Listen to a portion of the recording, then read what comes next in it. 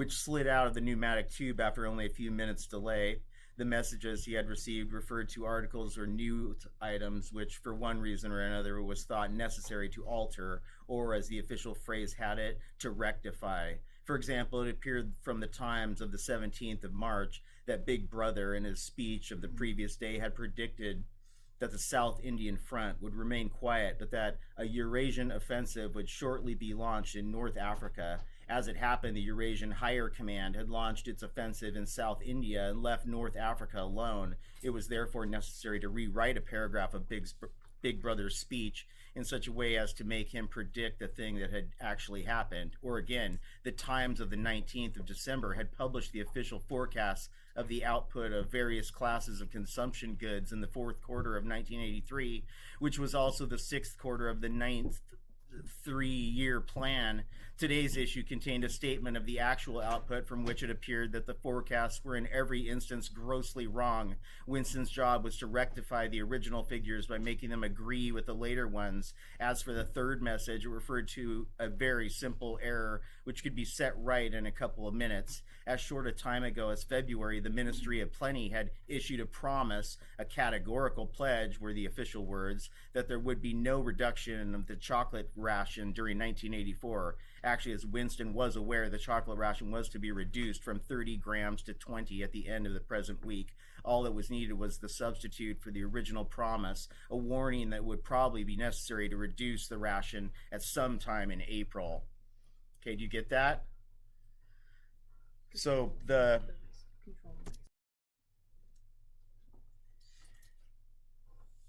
as soon as Winston had dealt with each of the messages, he clipped his speak written corrections to the appropriate copy of the Times and pushed them into the pneumatic tube. Then, with a movement which was as nearly as possible unconscious, he crumpled up the original message and any notes that he himself had made and dropped them into the memory hole to be devoured by the flames. What happened in the unseen labyrinth to which the pneumatic tubes led, he didn't know in detail, but he did know in general terms. As soon as all the corrections which happened to be necessary in a particular number of the Times had been assembled and collated, that number would be reprinted, the original copy destroyed, and the corrected copy placed on the files in its stead. This process of continuous alteration was applied not only to newspapers, but to books, periodicals, top of 40, pamphlets, posters, leaflets, films, soundtracks, cartoons, photographs, history books. Think, we could go in and we could change history books and republish them and sell them to school districts. Who knows what book the future is. Top 40 to every kind of literature or documentation which might conceivably hold any political or ideological significance. Day by day and almost minute by minute, the past was brought up to date. In this way, every prediction made by the party could be shown by documentary evidence to have been correct, nor was any item of news or any expression of opinion which conflicted with the needs of the moment ever allowed to remain on record. All history was a pamphlet set, scrapped clean and reinscribed exactly as often as was necessary. In no case would it have been possible, once the deed was done, to prove that any falsification had taken place. The largest section of the records department, far larger than one in which Winston worked, consisted simply of persons whose duty it was to track down and collect all copies of books, newspapers, and other documents which had been superseded and were due for destruction. A number of the Times which might, because of changes in political alignment or mistaken prophecies uttered by Big Brother, have been rewritten a dozen times, still stood on the files bearing its original date, and no other copy existed to contradict it. Books also were recalled and rewritten again and again, and were invariably reissued without any admission that any alteration had been made. Even the written instructions which Winston received, and which he invariably got rid of as soon as he had dealt with them, never stated or implied that an act of forgery was to be committed. Always the reference was to slips, errors, misprints, or misquotations, which it was necessary to put right in the interest of accuracy. But actually, he thought, as he readjusted the Ministry of Plenty's figures, it was not even forgery. It was merely the substitution of one piece of nonsense for another. Most of the material that you were dealing with had no connection with anything in the real world, not even the kind of connection that is contained in a direct lie. Statistics were just as much a fantasy in their original version as in their rectified version. A great deal of the time you were expected to make them up out of your head. For example, the Ministry of Plenty's forecast had estimated the output of boots for the quarter at 145 million pairs. The actual output was giving us 62 million. Winston, however, in rewriting the forecast, marked the figure down as 57 millions so as to allow for the usual claim that the quota had been overfilled. In any case, 62 millions was no nearer the truth than 57 millions, or than 145 millions. Very likely no boots had been produced at all. Likelier still, nobody knew how many had been produced, much less cared. All one knew was that every quarter astronomical numbers of boots were produced on paper, while perhaps half the population of Oceania went barefoot. And so it was with every class of recorded fact, great or small, everything faded away into a shadow world in which finally even the date of the year had become uncertain. Winston glanced across the hall. In the corresponding cubicle on the other side, a small, precise-looking, dark-chinned man named Tilliston was working steadily away with a folded newspaper on his knee and his mouth very close to the mouthpiece of the speakwrite. He had the air of trying to keep what he was saying a secret between himself and the telescreen. He looked up, and his spectacles darted a hostile flash in Winston's direction. Winston hardly knew Tilliston, and had no idea what work he was employed on. People in the records department did not readily talk about their jobs in the long, windowless hall, with its double row of cubicles and its endless rustle of papers and hum of voices murmuring into speakrites. There were quite a dozen people whom Winston did not even know by name, though he daily saw them hurrying to and fro in the corridors or gesticulating in the 2 minutes hate top of 42. He knew that in the cubicle next to him, the little woman with sandy hair toiled day in and day out, simply at tracking down and deleting from the press the name of people who had been vaporized and were therefore considered never to have existed. There was certain fitness in this, since her own husband had been vaporized a couple of years earlier, and a few cubicles away a mild, ineffectual, dreamy creature named Ampleforth, with very hairy ears and a surprising talent for juggling rhymes and meters, was engaged in producing garbled versions, definitive texts, they were called, of poems which had become ideologically offensive, but which for some reason or another were to be retained in the anthologies. And this hall, with its 50 workers or thereabouts, was only one subsection, a single cell, as it were, in the huge complexity of the records department. Beyond, above, below, were other swarms of workers engaged in an unimaginable multitude of jobs. There were the huge printing shops with their sub-editors, their typography experts, and their elaborately equipped studios for the faking of photographs. There was the teleprogram section with its engineers, its producers, and its teams of actors specially chosen for their skill in imitating voices. There were the armies of reference clerks whose job was simply to draw up lists of books and periodicals which were due for recall. There were the vast repositories where the corrected documents were stored, and the hidden furnaces where the original copies were destroyed. And somehow or other, quite anonymous, there were the directing brains who coordinated the whole effort and laid down the lines of policy which made it necessary that this fragment of the past should be preserved, that one falsified, and the other rubbed out of existence. And the records department, after all, was itself only a single branch of the Ministry of Truth, whose primary job was not to reconstruct the past, but to simply supply the citizens of Oceania with newspapers, films, textbooks, telescreen programs, plays, novel, with every conceivable kind of information, instruction, or entertainment, from a statue to a slogan, from a lyric poem to a biological treatise, and from a child's spelling book to a newspeak dictionary. And the ministry had not only to supply the multifarious needs of the party, but also to repeat the whole operation at a lower level for the benefit of the proletariat. There was a whole chain of separate departments. We need to look up proletariat. It's like poor people, basically. Worker bees. And it's also from the French Revolution, if you've seen Les Mis. Yeah. I don't know what it is, guys. There was a whole chain of separate departments dealing with proletarian literature, music, drama, entertainment, and generally here were produced rubbish SE newspapers containing almost nothing except sport, crime, and astrology, sensational 5-cent novelettes.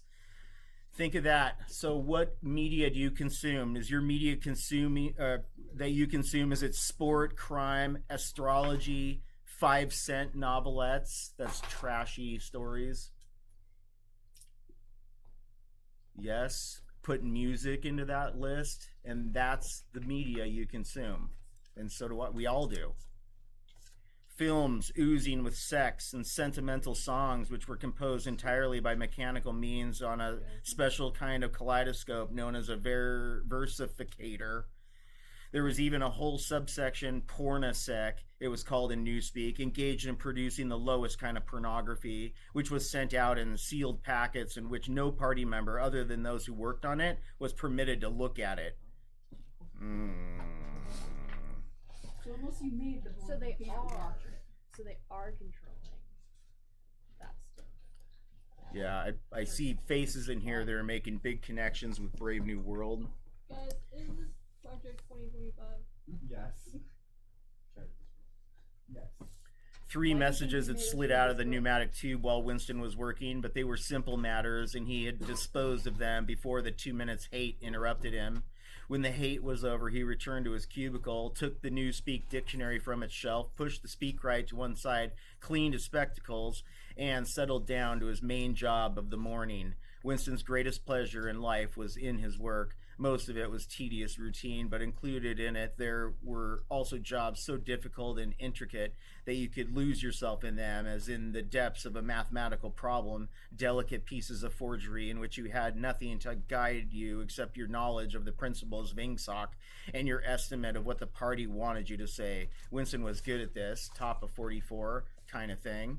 On occasion, he had even been entrusted with the rectification of the Times' leading articles, which were written entirely in Newspeak. He enrolled the message that he had set aside earlier. It ran, Times, 3/12/83, reporting, BB, day order, double plus and good, refs, unpersons, rewrite, full wise, unsub, anti-filing. In Old Speak or Standard English, this might be rendered, the reporting of Big Brother's order for the day in Times of December 3rd, 1983 is extremely unsatisfactory and makes references to non-existent persons. Rewrite it in full and submit your draft to higher authority before filing. Winston read through the offending article. Big Brother's order for the day, it seemed, had been chiefly devoted to praising the work of an organization known as FFCC, which supplied cigarettes and other comforts to the sailors in the floating fortresses. A certain Comrade Withers, a prominent member of the Inner Party, had been singled out for special mention and awarded a decoration, the Order of Conspicuous Merit, 2nd class. So fake military awards, another authoritarian dictatorship mantra thing. You always have to have hyper military, hyper patriotism, even when it's fake. You fake your hyper militarism. You fake your hyper patriotism. Wave that flag. Oh, I can do no wrong because I got a flag on my truck, guys. Look at me. I'm like flying privilege. 3 months later, FFCC had suddenly been dissolved with no reasons given. Notice how like Kim Jong-un always likes to play dress-up army man with lots of medals and stuff, even though he's never served.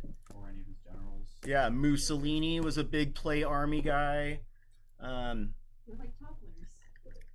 Criticizing generals. There's going to be a lot of that in our future. Already is. I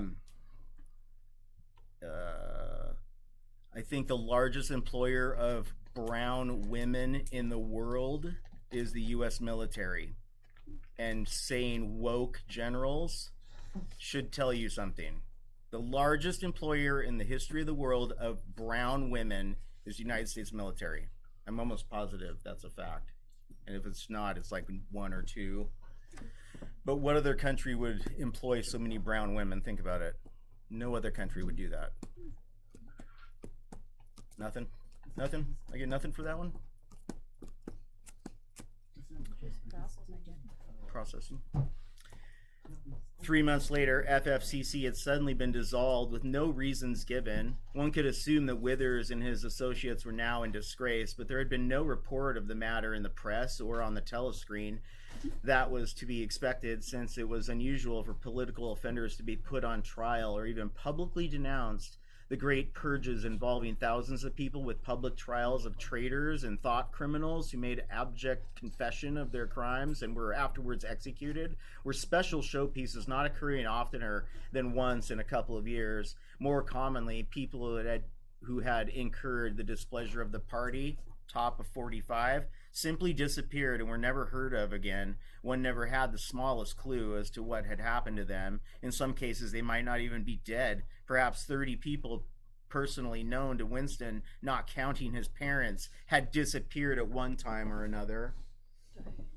So it sounds pretty common that your parents just get disappeared. That's the way Sounds fun. that's, I guess, the way to control perception of yourself. Winston stroked his nose gently with his paperclip. In the cubicle across the way, Comrade Tillotson was still crouching secretively over his speakwrite. He raised his head for a moment. Again, the hostile spectacle flashed. Winston wondered whether Comrade Tillotson was engaged on the same job as himself.